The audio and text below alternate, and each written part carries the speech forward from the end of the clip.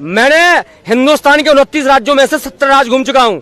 आज हर राज्य में मोदी जी का वो क्रेज है, पूरे वर्ल्ड में मोदी जी जाते हैं, हर जगह उनको वहां के अंतर्राष्ट्रीय सम्मान से संबोधित किया जाता है।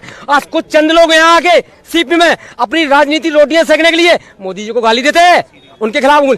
वो व्यक्ति ऐसा है, ना वो परिवार के लिए जीता है, सिर्फ वो देश के लिए जीता है।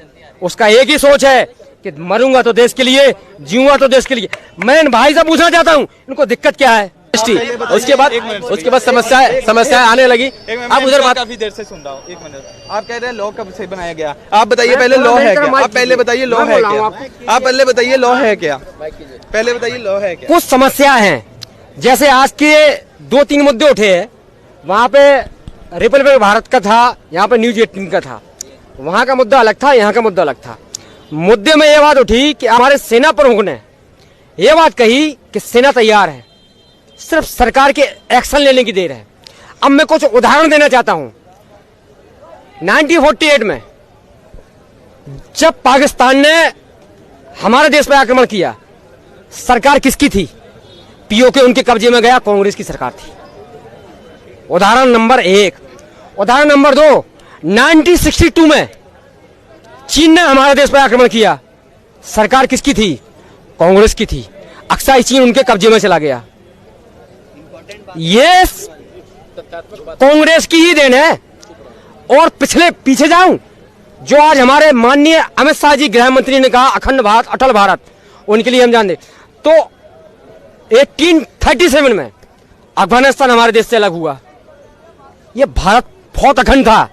बर्मा, म्यांमार, तिब्बत, ये सारे हमारे देश के हिस्से हैं। लेकिन हम उस टाइम पे अंग्रेजों का शासन था। हम 1947 के बाद की बात करेंगे। 1948 में कांग्रेस की देन से पीओके बना।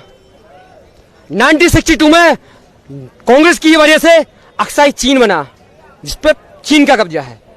अरे पिछली सरकारों ने नियम और कानून तो बनाए, उसमें अस्थायी प्रावधान लगाया। और हमारे माननीय प्रधानमंत्री मोदी जी ने कहा पिछले पखवाड़े में कि भारत में अस्थायी प्रावधान के लिए कोई जगह नहीं है। तो उसमें उन्होंने गलत क्या कहा?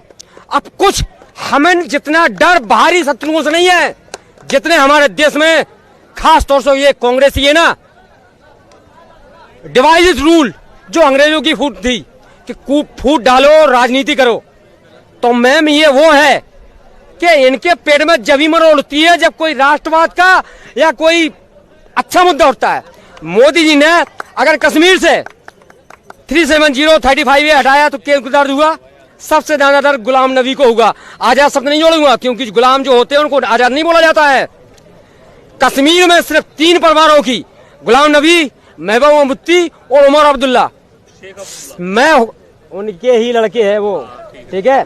मैं वहां घूम के आया हूं, जो वहां के शोपिया अनंतनाग सबसे खतरनाक क्षेत्र है। 5 तारीख को हमारे यहाँ से ये दफाएं हटाई थी, 7 तारीख को श्रीनगर के लाल चौक पर तिरंगा भरा के आया हूं। हमें लोग सोचते हैं गमछा डाल के घूमता हूँ, साधारण व्यक्ति हूँ। मैंने हिंदुस्तान के 29 राज्यों में से 70 राज्य घूम चुका हूँ। आज हर राज्य में मोदी जी का वो क्रेज है, पूरे वर्ल्ड में मोदी जी जाते हैं, हर जगह उनको वहां के अंतर्राष्ट्रीय सम्मान से संबोधित किया जाता है। आज कुछ चंद लोग यहाँ आके सीपी में अपनी राजनीति रोटियां सेकने के लिए मोदी जी को गाली देते हैं, उनके खिलाफ। वो व्यक्ति ऐसा है, ना वो परिवार के लिए जीता है, सिर्फ वो देश के लिए जीता है। उसका एक ही सोच है कि मरूंगा तो देश के लिए, जीऊंगा तो देश के लिए। मैं इन भाई से पूछना चाहता हूं, इनको दिक्कत क्या है? 370 हटा, दिक्कत है? 35 हटने से इनको क्या? अब जब बात होती है, अभी परसों के बयान में पाकिस्तान के विदेश मंत्री महमूद कुरैशी ने भी, अभी तक पाकिस्तान बोलता था भारत अधिकृत कश्मीर, परसों उनके बयान में एक बहुत बड़ा मोटिव आया। जब उन्होंने देख लिया संयुक्त राष्ट्र, यूएस में हर जगह से पिट गए, पाक के नापाक इरादे सबने दुनिया ने जान लिए, तो उनके मुंह से निकला कि भारत अपने राज्य कश्मीर में लोगों को डरा धमका रहा है। मैं ये बोलना चाहता हूं, पीओके में इमरान खान, कल उन्होंने ऐलान किया है कि सबसे बड़ा जन आंदोलन करेंगे, जबकि पीओके में इमरान खान के खिलाफ ही रैलियां निकल रही हैं।